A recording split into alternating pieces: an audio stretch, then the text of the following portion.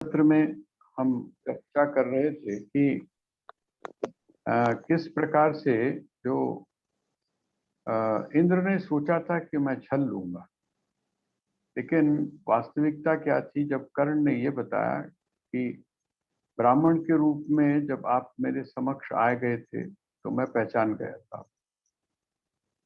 लेकिन मैं अपने आप को इसलिए भी सौभाग्यशाली समझ रहा था कि जब देवताओं का राजा इंद्र छल पूर्वक मेरे पास में आ रहा है तो इससे बड़ी सौभाग्य की बात क्या होगी। और जब आप मेरे पास में आए तो किस रूप में आए? याचक के रूप में आए, भिखारी के रूप में आए, मांगने के लिए आए।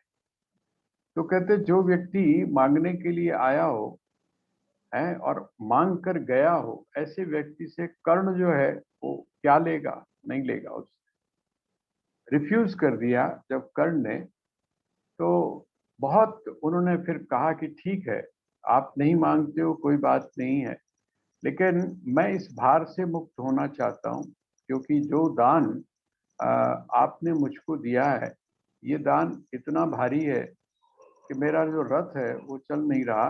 तो मैं ये जो शक्ति है, ये शक्ति मैं तुमको देता हूँ।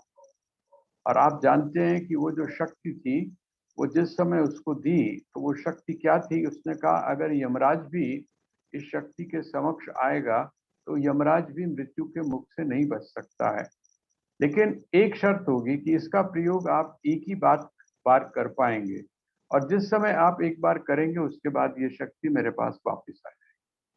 उसी शक्ति का प्रयोग करके जो कर्ण था, उस कर्ण ने घटोत्कच को मारा। अर्जुन के साथ में मेरा युद्ध होगा तब मैं इसका प्रयोग करूंगा, ये मानकर वो चला। मेरा कहने का तात्पर्य क्या है कि वो जो चीज है, ऐसी ऐसी जो परिस्थितियां हैं, तो यहाँ पर क्या है? यहाँ पर भी बिल्कुल वही चीज है। आप मांगे हैं, आपके अंदर जो मांगने की जो क्षमता है, आप जो याचक के रूप में रहते हैं, तो वो कहते हैं जब याचक नहीं होता तो बड़ी दिक्कत होती। अगर जो देने वाला है, जिसके मन में ये अहंकार है कि मैं देने वाला हूं, उसको अगर कोई ऐसा व्यक्ति न मिले जिसको वो दे सके, जो उससे मांगे, तो देने वाले को बड़ी दिक्कत हो जाती है कि आज मैं गया सी, उससे कोई भी बंदा नहीं मिला। क्यों? क्योंकि देने वाला जब देता है तो उसके भीतर भी कहीं ना कहीं अहंकार पुष्ट होता है। तो वो जो महापुरुष थे, उन महापुरुष के पास जब देवताओं ने आके इतनी सारी बात कही, तो उन्होंने कहा, सबने देवताओं ने कहा कि ठीक है, आप नहीं मांगते, कोई बात नहीं, हम आपको ये देते हैं, हम आपको ये देते हैं, हम आपको ये देते हैं। तो उसने वो जो फकीर था, उस फकीर ने एक बात कही। उसने कहा कि ठीक है, आप अगर देकर मुझसे संतुष्ट हैं तो बड़ी अच्छी बात है, लेकिन मैं आपसे अब एक चीज मांगता हूं। अब मैं आपसे एक चीज मांगता हूं। देवता बड़े परेशान हुए। उन्होंने सोचा कि कमाल की बात है, जब हम इसको कह रहे थे कुछ मांग, तब इसने कुछ मांगा नहीं, और अब जब हम इसको कह रहे हैं, दे रहे हैं अपनी तरफ से, तो ये क्या कर रहा है? ये तब हमसे मांग रहा है। उसने कहा मांगो, क्या मांगते हो? उसने कहा मैं सिर्फ इतना मांगता हूं कि ये जो आप मुझको अलग अलग शक्तियां दे रहे हैं, मैं जिसका स्पर्श करूंगा उसके समस्त रोगों की निवृत्ति हो जाएगी।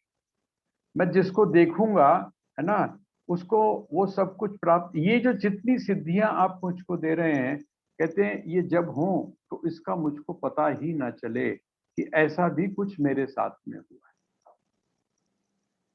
इसका अर्थ क्या हुआ? जिस समय आप इन मानसिक शक्तियों को प्राप्त कर लेते हैं, मानसिक शक्तियां सहज रूप से आपके महापुरुषों के जीवन में ये सहज रूप से आती हैं। लेकिन जो सिर्फ इन्हीं को प्राप्त करने के लिए प्रयास करता है, वो इसके द्वारा अपने अध्यात्म के मार्ग में जो है एक रोड़ा अटका देता है। तो यहां पर अब स्वामी जी ने कहा कि देखिए, जो दो धारणाएं, वो दो धारणाएं हम समझे। एक धारणा कौन सी है? तो स्वामी जी कहते हैं एक धारणा तो ये है, यहाँ देखिए, यहाँ उन्होंने, स्वामी जी ने कहा, वेदांत के अनुसार दो ही मार्ग है, एक है प्रवृत्ति का मार्ग और दूसरा है निवृत्ति का मार्ग।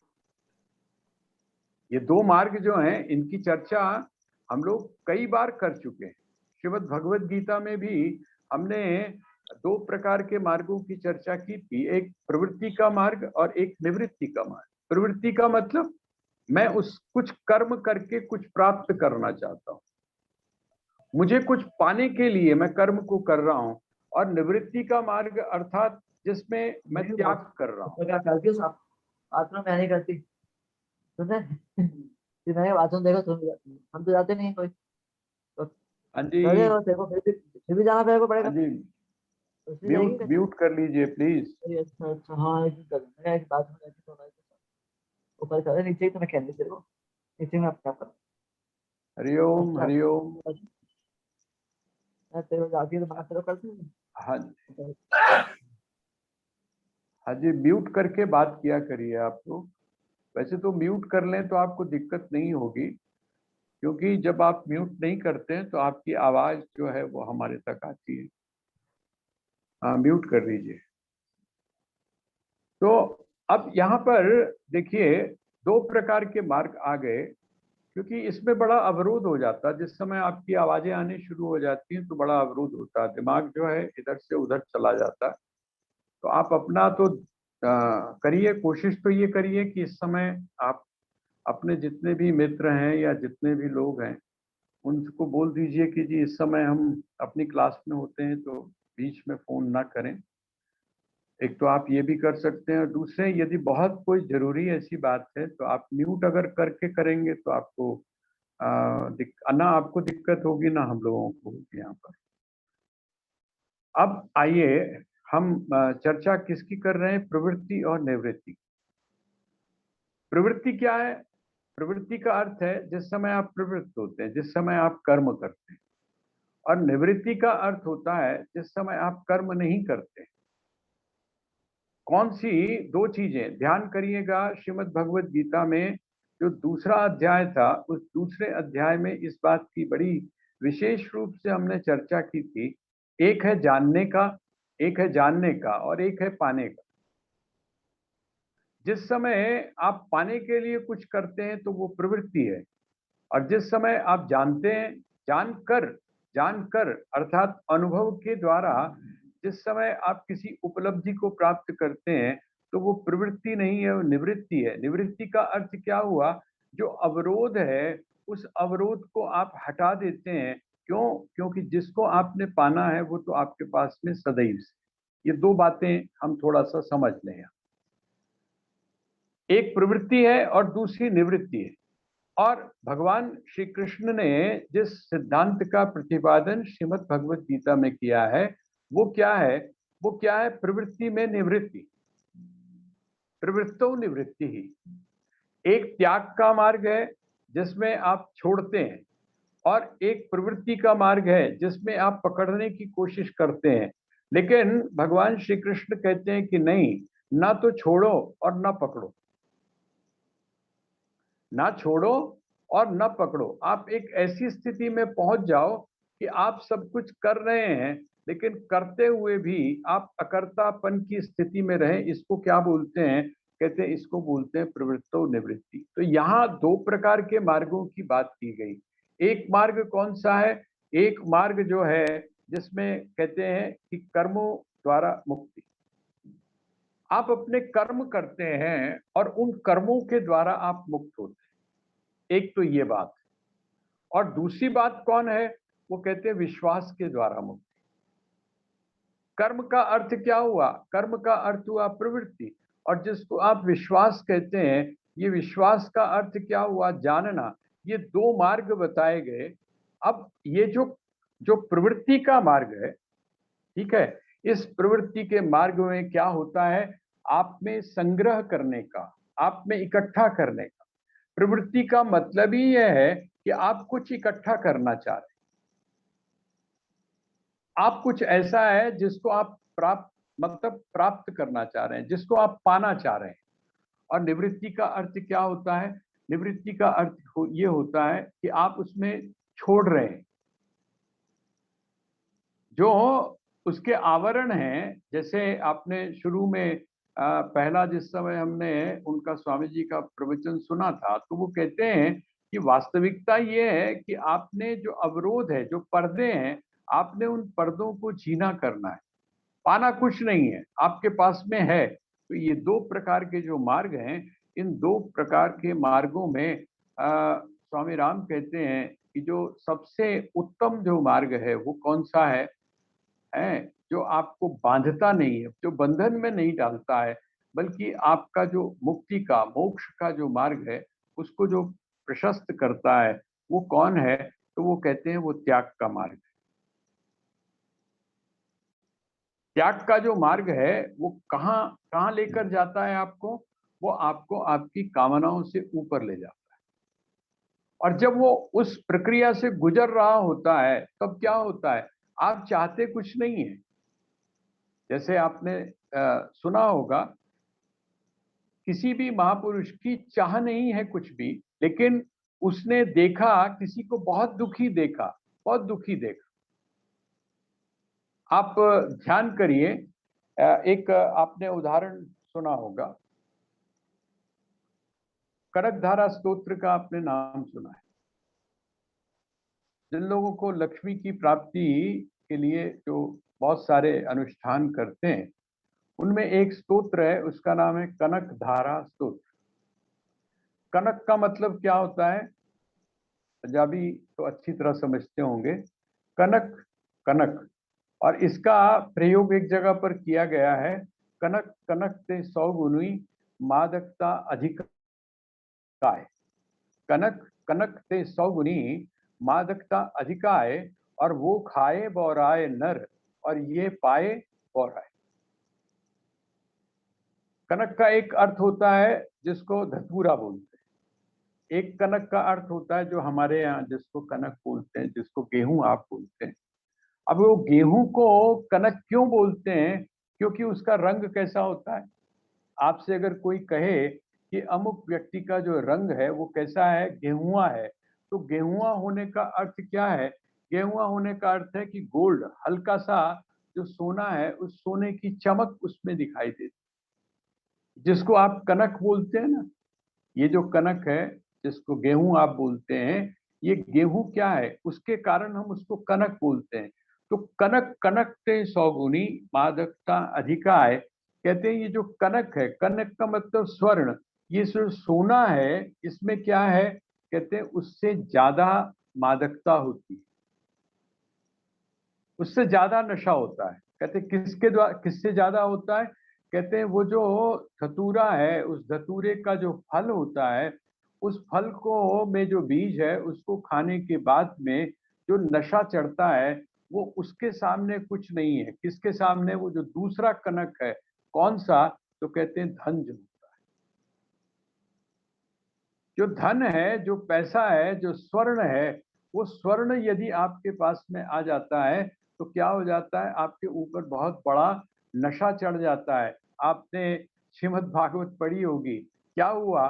वो जो स्वर्ण था, सोने का जो सिर के ऊपर मुकुट था, वो पहनते ही क्या हुआ? कलयुग आ गया।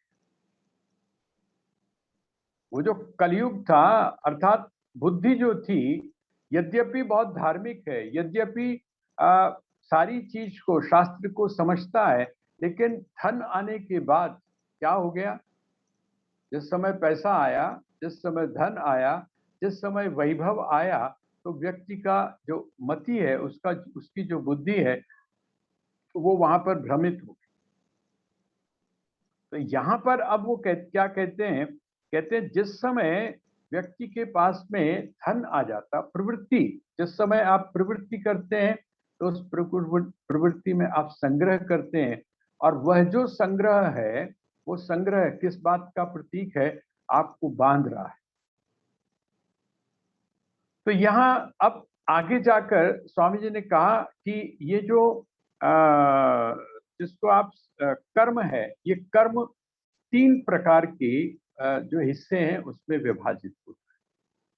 और उसको हम लोग जो वेदांत के ग्रंथ हैं, या आप लोगों ने भी कई बार उस शब्द को सुना होगा, उसके माध्यम से हम उसको जानने की कोशिश करते हैं। आप सिर्फ 2 शब्दों को आप समझ लीजिए। जो दूसरा वाला मार्ग है ना, जिसको आप विश्वास कहते हैं, वो विश्वास का क्या है? विश्वास जो है वो आपके भीतर से। कर्म जो है, कर्म आप किसको कर रहे हैं? तो कहते हैं कि आप कर्म के द्वारा दूसरी वस्तु को प्राप्त करना चाह रहे हैं। एक मार्ग तो ये है, और दूसरा मार्ग क्या है? दूसरा मार्ग ये है कि जो मुक्ति है उसके लिए आपको कर्म की आवश्यकता नहीं है, उसके लिए आपको ज्ञान की आवश्यकता है। ये 2 मार्ग हैं। वो कहते हैं जिस समय आप कर्म के मार्ग से आगे बढ़ने की कोशिश करते हैं, तो 2 शब्दों को आप समझ लीजिएगा, एक तो है दृष्टा और एक है दृश्य। ये कहां पर आपको देखने को मिलते हैं? एक तो आप यहां लगा लीजिए जागृत, जिसको आप जागा हुआ बोलते हैं। आप अभी कैसे हैं? तो कहते हैं अभी हम जागे हुए हैं। जब आप जागे हुए हैं तो आप जो भी कुछ देख रहे हैं, आप कौन हैं? आप दृष्टा हैं। और दृश्य कौन सा है जिसको आप देख रहे हैं? जिसको आप देख रहे हैं वो कौन है?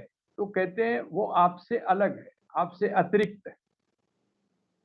आप अगर चाहें तो आप दृश्य को उत्पन्न नहीं कर सकते। जैसे वृक्ष है, पहाड़ है, ये जितनी भी चीजें आपके चारों तरफ है, मकान है, इसको आप पैदा नहीं कर सकते।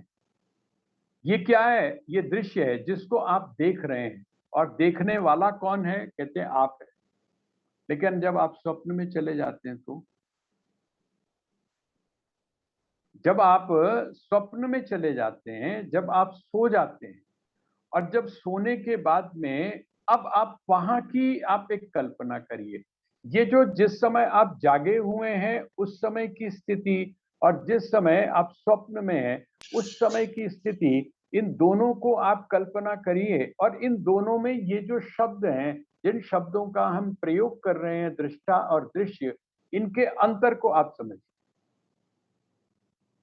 क्या अंतर है दोनों में?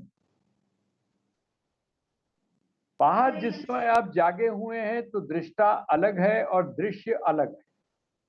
लेकिन जिस समय आप स्वप्न में होते हैं, तब क्या होता है? दृष्टा और दृश्य एक ही चीज होते हैं। आप अपने में से ही दृश्य की एक तरह से कल्पना कर लेते हैं। आपका वह जो दृश्य होता है वो कहीं बाहर से नहीं आता है। आप देखने वाले भी खुद हैं। आप देखने वाले भी खुद हैं। और उसके बाद जिसको देख रहे हैं वो भी क्या है? वो भी आपके भीतर से ही निकला है, आपके भीतर से ही पैदा हुआ है। इसका मतलब दृष्टा और दृश्य, ये दोनों चीजें आप स्वयं ही हैं। ये 2 शब्दों को जब आप समझ लेते हैं, तब आपको ये भी बात समझ में आ जाती है कि जिसको आप चमत्कार कहते हैं या जिसको आप सिद्धियां कहते हैं, ये सिद्धियां किस प्रकार की हैं और इनका स्वरूप क्या है, और जो अध्यात्म का जो मूल सिद्धांत है, वो मूल सिद्धांत क्या है? देखिए, एक तो है कर्म के द्वारा आप किसी भी वस्तु को प्राप्त करने का प्रयास कर रहे हैं, जिसको प्रवृत्ति कहा गया। ये जो प्रवृत्ति है, प्रवृत्ति ही आपको उन सिद्धियों के पास ले जाकर रोक देती है। लेकिन जिस समय आप निवृत्ति की तरफ बढ़ रहे हैं, तो वो जो सिद्धियां हैं या वो जो चमत्कार हैं, वो चमत्कार जो घटित होते हैं, आपको पता है ये प्रकृति का नियम, ये प्रकृति का नियम है। ये एक नियम के अंतर्गत होने वाली एक विशेष प्रकार की प्रक्रिया है, जिसको हम एनालाइज नहीं कर पाते हैं, जिसकी हम व्याख्या नहीं कर पाते हैं। इसलिए हम उसको क्या बोल देते हैं? या तो हम उसको बोल देते हैं गॉड गिफ्टेड है, या हम बोलते हैं कि बाई चांस है, या हम ये बोल देते हैं कि ये जो चीज है ये बड़ी जी अलौकिक का मतलब लौकिक, लौकिक जो वस्तु है, जो संसार के जो नियम हैं, उन संसार के नियमों के द्वारा इसकी व्याख्या नहीं की जा सकती। स्वामी जी ने यहाँ पर 3 प्रकार के संसार का वर्णन किया है। एक कौन सा संसार है? एक संसार है जिसको वो बोलते हैं प्रत्यक्ष संसार, एक है प्रत्यक्ष संसार। प्रत्यक्ष संसार का अर्थ क्या हुआ? जो भौतिक है, जो आपको और हमको दिखाई दे रहा है। जैसे कि जागृत, आप जो जागे हुए हैं, ये जो जागे हुए में आप जो देख रहे हैं या जो आप सुन रहे हैं, जिसका आप अनुभव कर रहे हैं, जिसको आप इंद्रियों के द्वारा ग्रहण कर रहे हैं, ये कौन सा है? प्रत्यक्ष। प्रत्यक्ष का मतलब जो आपको दिखाई दे रहा है, जिसके लिए आप अपनी इंद्रियों का प्रयोग कर रहे हैं। एक तो हो गया प्रत्यक्ष, और दूसरा क्या हो गया? दूसरा हो गया मानसिक। एक तो प्रत्यक्ष संसार है और दूसरा क्या है? दूसरा वो संसार है जो मानसिक है।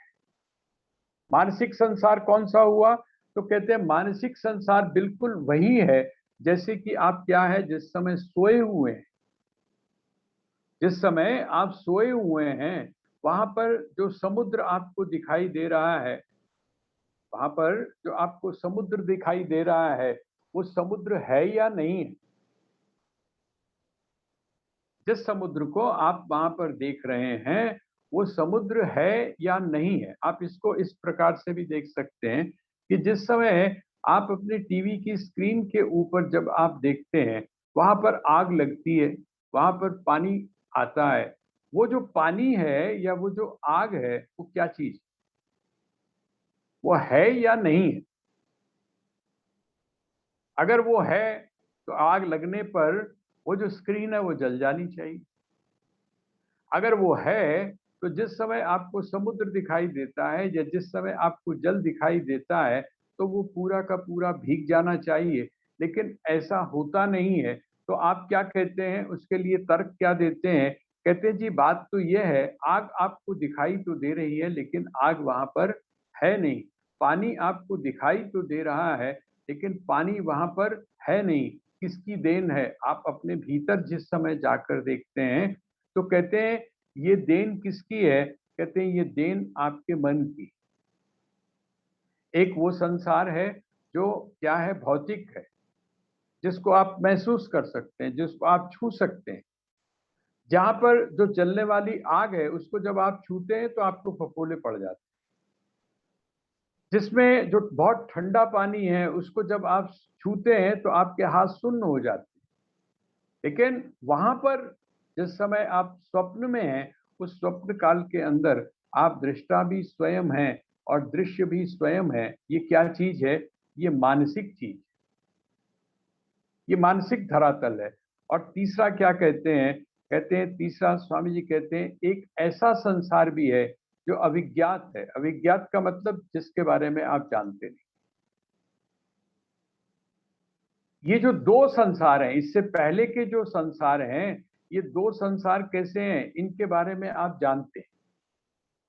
ये बात अलग है कि एक का जानना प्रत्यक्ष के रूप में है, इंद्रियों के माध्यम से है, और दूसरे का जो जानना है वो थोड़ा सा सूक्ष्म हो जाता है। सूक्ष्म कैसे हो जाता है? आपसे अगर कोई पूछे कि आप देखते किससे हैं,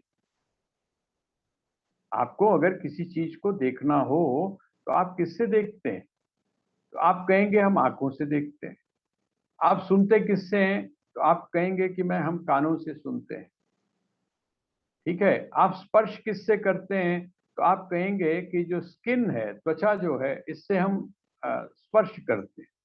आप कहते हैं कि आप स्वाद आप किससे लेते हैं? तो आप कहते हैं मैं जिह्वा से स्वाद लेता हूँ। बोलते किससे हैं? तो इस वाणी से बोलते हैं, मुख से बोलते हैं। लेकिन जिस समय आप स्वप्न में देखते हैं तो किससे देखते हैं? आपकी आंखें तो बंद है,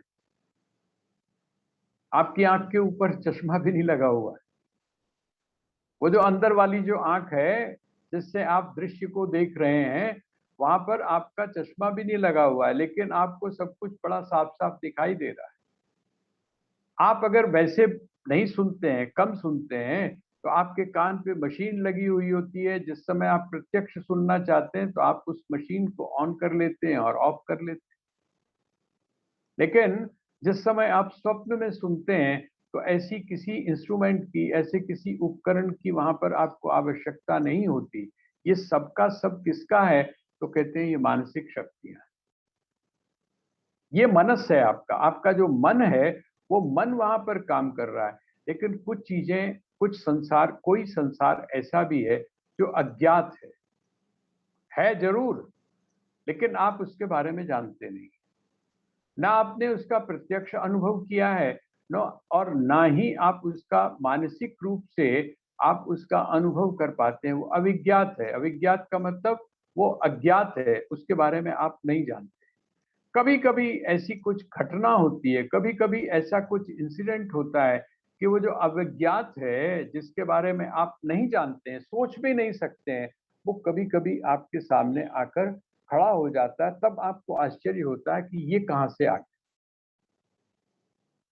तो ये 3 प्रकार के जो संसार हैं, इन संसारों को स्वामी जी कहते हैं कि ये जो मानसिक है, प्रत्यक्ष तो प्रत्यक्ष हो गया, ये जो मानसिक जिसको आप बोलते हैं, ये मानसिक कौन सा है? कहते हैं कि ये जो मानसिक है, ये मानसिक हमारी अपनी कल्पना है, जिसको आप स्वर्ग बोलते हैं, जिसको आप नरक बोलते हैं, जिसको ये सारा का सारा क्या है? वो कहते हैं ये सारा मानसिक है। और एक अविज्ञात है। अविज्ञात का अर्थ क्या हुआ? तीसरी स्थिति आप ले लीजिए। इन शब्दों का प्रयोग जो है वो मैं इसलिए भी कर रहा हूं क्योंकि इन शब्दों को आप कई बार सुन चुके हैं। एक जागृत है, एक स्वप्न है, और एक तीसरा कौन सा है? तीसरा है सुषुप्ति। तीसरा है सुषुप्ति। सुषुप्ति का अर्थ क्या है? जहां पर आपका मन भी नहीं होता है, जहां आपकी इंद्रियां नहीं होती हैं, जहां पर एक तरह से सब कुछ एक दूसरे के साथ में लय हो जाता है। ऐसी जो स्थिति है वो कौन सी है? वो कहते हैं ऐसी जो स्थिति है वो है सुषुप्ति की। लेकिन जब आप बड़ी गहरी नींद में, जिसको आप गहरी नींद बोलते हैं, ये सुषुप्ति है। वो कहते हैं होता क्या है, जिस समय आप सुषुप्ति में होते हैं तब भी आप महसूस कर रहे होते हैं, अर्थात आप होते हैं वहां पर भी, लेकिन उसका स्मरण आपको कब होता है? उसका स्मरण आपको तब होता है जब आप जागते हैं। और जब आप जागते हैं तो आप ये कहते हैं कि मैं बड़े सुखपूर्वक सोया। ये क्या चीज है जिसको आप अविज्ञात बोल रहे हैं? जिसको आप अविज्ञात बोल रहे हैं, है तो सही वो, ऐसा नहीं है कि है नहीं, है, लेकिन वो जो है उसका उस समय आपको बोध नहीं हो रहा है, उस समय आपको उसका ज्ञान नहीं हो रहा है, लेकिन कभी कभी उसकी झलक आपके सामने आ जाती है। तो ये जो 3 हैं, जगत के रूप, संसार के रूप, स्वामी जी कहते हैं कि ये तीनों को जिस समय आप अपने सामने पाते हैं, तभी क्या होता है, ये 3 प्रकार के जो संसार हैं, इन 3 प्रकार के संसारों में प्रत्यक्ष को तो आप एक तरफ हटा दीजिए, प्रत्यक्ष को आप एक तरफ हटा दीजिए, दूसरा रह गया मानसिक, वो थोड़ा सा ऊपर उठता है, और तीसरा कौन सा है? सुषुप्ति है, जिसको आप अज्ञात बोलते हैं।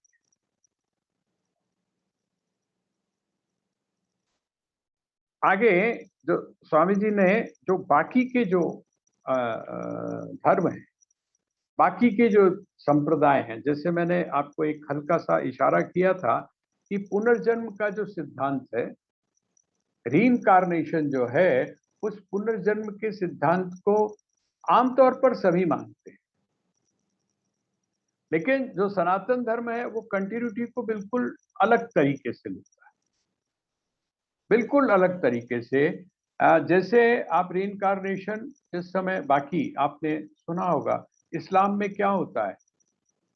इस्लाम जो है, इस्लाम क्या मानता है? इस्लाम ये मानता है कि जब कभी ऐसी स्थिति आएगी, तब ये जितनी भी मरी हुई आत्माएं हैं, ये सारी की सारी उठकर खड़ी होंगी। कभी ऐसी स्थिति आएगी। ऐसे ही जो क्रिश्चियनिटी है, उसमें खास करके जो कैथोलिक हैं, जिनको हम कट्टर थोड़ा सा मानते हैं, वो क्या, वो रीइंकार्नेशन को मानते ही नहीं है, पुनर्जन्म को मानते ही नहीं। पुनर्जन्म को न मानने के बावजूद वो जो जीसस है, उन जीसस के शरीर को जिस समय उनकी मृत्यु हो गई उसके बाद में क्या माना गया, उसके बाद में माना गया कि बहुत बड़ा चमत्कार हुआ। 3 दिन के बाद में वो उठकर खड़े हो गए, जीवित हो गए। मरना और जीवित होना इस रूप में उन्होंने रीइंकार्नेशन को लिया, अर्थात पुनर्जन्म को लिया। लेकिन जो आपका जो सनातन धर्म है वो इस सिद्धांत को बिल्कुल अलग तरीके से मानते सारे ही हैं। क्यों? क्योंकि जब तक इन अध्यात्म के मूल सूत्रों को आप मानेंगे नहीं, स्वीकार नहीं करेंगे, तब तक आपको कोई निश्चित मार्ग अपनी साधना का मिल नहीं पाता है। मानते हैं लेकिन पूर्ण रूप से नहीं मानते, साइंटिफिकली नहीं मानते, स्टेप बाय स्टेप नहीं मानते। तो यहाँ अब स्वामी जी क्या कहते हैं, कहते हैं आगे उन्होंने कहा बहुत सारे उसके उपजातियां हैं, लेकिन कहते हैं कि मैं तो उसका जो लक्ष्य है उस लक्ष्य के अनुसार मैं उसको परिभाषित करता हूं। जैसे जैसे उन्होंने सबसे पहले कहा वैज्ञानिक, एक जो साइंसदान है जो विज्ञान को जानता है, वो क्या करता है, वो प्रकृति के जो नियम हैं, प्रकृति के जो सिद्धांत हैं, इसमें जो होने वाली एक निश्चित प्रक्रिया है, उस निश्चित प्रक्रिया को जानता है, समझता है, और उसके बाद में उसका उपयोग क्या कर देता है, वो उसका उपयोग क्या करता है। अब ये जो इलेक्ट्रिसिटी पैदा हुई, कैसे पैदा हुई, ये जो वाष्प से जो एक चीज पैदा हुई, वो एक छोटा सा जो बच्चा है उसने देखा कि केतली जो है उसमें जो भाप है उसके ऊपर जो रखा हुआ पत्थर है, वो केतली का जो ढक्कन है वो उस पत्थर को, भारी वजन को भी ऊपर उठा रहा है। उसके दिमाग में आया कि इसका अर्थ क्या हुआ, इसका अर्थ ये हुआ कि जो भाप है उस भाप में भी शक्ति होती है, उसमें भी ऊर्जा होती है। उसने एक सिद्धांत दिया और उस सिद्धांत को, जिसको हम प्योर साइंस बोलते हैं, उस प्योर साइंस को लोगों ने क्या किया, अप्लाइड कर दिया, उसको व्यवहार में ले आए। उसको उन्होंने व्यवहार में जब लाए तो क्या हुआ, एक जो विज्ञान था जिसको आप विज्ञान बोलते हैं, एक जो जानकारी थी, उस जानकारी का प्रैक्टिकल जिस समय एस्पेक्ट आया तो उसका परिणाम, उसका जो प्रतिफल है वो क्या हुआ, लोगों को उसका लाभ। आप सारी चीजों को देख लीजिए, एक जो वैज्ञानिक है वो प्योर साइंस को लेकर आया, विशुद्ध रूप से एक सिद्धांत उसने हमारे सामने दिया। दूसरा जो व्यक्ति है उसने कहा कि ये बात तो सही है कि ये सिद्धांत हमको मिल गया, लेकिन इसका प्रैक्टिकली उपयोग क्या है, जन सामान्य के लिए इसका उपयोग क्या है। तो उसने क्या किया, उसको अप्लाई कर दिया, और जब उसने अप्लाई किया तो उससे क्या हुआ, बहुत सारे लोगों को उसका लाभ। स्वामी जी कहते हैं यहाँ पर, मैं मानता हूं बहुत बड़ा काम है, एक जो वैज्ञानिक है उस वैज्ञानिक का आदर होना चाहिए, उस वैज्ञानिक का सम्मान होना चाहिए। क्यों सम्मान होना चाहिए, कहते इसलिए सम्मान होना चाहिए क्योंकि उसने आपको भौतिक बहुत सारी चीजें दे दी, बहुत सारी चीजें दे दी। जैसे एक मैं बहुत उसका मोटा सा उदाहरण आपको दे देता हूं। आप लोग कभी अमृतसर गए होंगे, जब अमृतसर जब गए होंगे, अब की जनरेशन की मैं बात कर रहा हूं, आप सोचकर देखिए जो वहां पर लंगर बनता है, जिस समय मशीनें नहीं आई हुई, उस समय उसको मैनेज करना कितना मुश्किल काम। बड़ा मोटा सा एग्जाम्पल आपको मैं दे रहा हूं। उस समय जो है उसको मैनेज करना, इतने सारे फुलके बनाने हैं, इतने सारे आपको तवे चाहिए, इतना सब, और वो भी क्या है, मतलब आश्चर्य होता है वहां पर बैठ देखकर उनको कि जो मैकेनिकल जो एस्पेक्ट था, हमारा मशीन जो थी, इस मशीन ने, और इस मशीन के पीछे जो बैठा हुआ वैज्ञानिक है, साइंटिस्ट है, या जो इसका इसका प्रयोग कर रहा है, उसने एक नियम लिया, एक सिद्धांत लिया, और सिद्धांत लेने के बाद उसने जो ह्यूमन की जो सोर्स थी उसको उसने कम से कम, आपने आटे की बोरी उठाई एक मिला हुआ आपने पानी डाला और दूसरी तरफ आपको क्या मिल गया? बने बनाए आपको फुलके मिल गए। तो कहते हैं मैं सम्मान करता हूं उनका। किनका? कहते हैं जिसने ये मशीन बनाई होगी। स्वामी जी कहते हैं कि मैं उसका सम्मान करता हूं, लेकिन अब सवाल ये पैदा होता है कि उसको खाने के बाद, उसका उपयोग करने के बाद वो व्यक्ति किस लिए इस कर्म को कर रहा है। आपके पास में सुविधा आ गई। पहले आप क्या करते थे? कपड़े आपको धोने होते थे। तो आपको क्या क्या करते थे आप? जब माताएं थी या बहनें थी, उनको जब अपने कपड़े धोने होते थे तो क्या लेती थी? कपड़े उठाती थी, वहां से कहाँ जाती थी? कुएं पे जाती थी। कुएं पे जाके वहां पर कपड़े धोती थी और फिर वहां से आती थी। अब आप सोचिए, एक जो कपड़े धोना था वो अपने आप में कितना बड़ा मिशन होता। खाना बनाना अपने आप में कितना बड़ा मिशन होता। अब हमको सारी सुविधाएं मिल गई। ये जो सुविधाएं मिली, लेकिन सवाल ये है कि हमने इन सुविधाओं का, या जो हमको ये जो टाइम की बचत इनकी मिली हमको, इसका उपयोग हमने किसके लिए किया? इसका जो उपयोग है वो हमने किसके लिए किया? वो कहते हैं क्या इसका उपयोग हमने उसके लिए किया जो हमारे जीवन का लक्ष्य है, या इसका उपयोग हमने उसके लिए किया जो हमारे जीवन का लक्ष्य नहीं है बल्कि हमको अपने जीवन से भटकाने वाला है। स्वामी जी का जो आशय है वही कहते हैं, चलो आपको आपका जो 12 घंटे का या 14 घंटे का टाइम था, सुबह से लेकर शाम तक आप जो काम करते थे, उस काम में आपका जो समय लगता था, अब आपका समय मुश्किल से 4 घंटे में आप सारा काम कर लेते हैं। आपके पास जो 8 घंटे बचे, अब आप क्या कर रहे हैं? आप क्या गपशप मार रहे हैं? आप क्या बैठकर टीवी देख रहे हैं? आप क्या बैठकर ताश खेल रहे हैं? आप क्या कर रहे हैं? बाकी का जो टाइम है उसमें आप क्या कर रहे हैं? स्वामी जी कह रहे हैं कि यदि यदि आप इस प्रकार का कार्य कर रहे हैं, तो कहते हैं ये जो जितनी भी आपको सुविधाएं मिली हुई हैं, वैज्ञानिकों ने आपके लिए बहुत कुछ कर दिया, लेकिन आप वहां पर चूक गए। आपको जो वर मिला, आपको जो वरदान मिला, उस वरदान को आपने किसमें लगा दिया? वो आपने वही जो जिसको आप भौतिक पदार्थ बोलते हैं, भौतिक सुख बोलते हैं, उस भौतिक सुख में आपने लगा दिया। लेकिन जो आध्यात्मिक उत्कर्ष होना चाहिए था, उसका उससे जो आध्यात्मिक आपके जीवन में उन्नति होनी चाहिए थी, वो आपकी नहीं हो पाई। तो कहते हैं जो वैज्ञानिक है, वो वैज्ञानिक भी क्या है? वो कहते हैं वो वैज्ञानिक भी जो आपको दे रहा है, विज्ञान के माध्यम से भी जो आपको दे रहा है, जो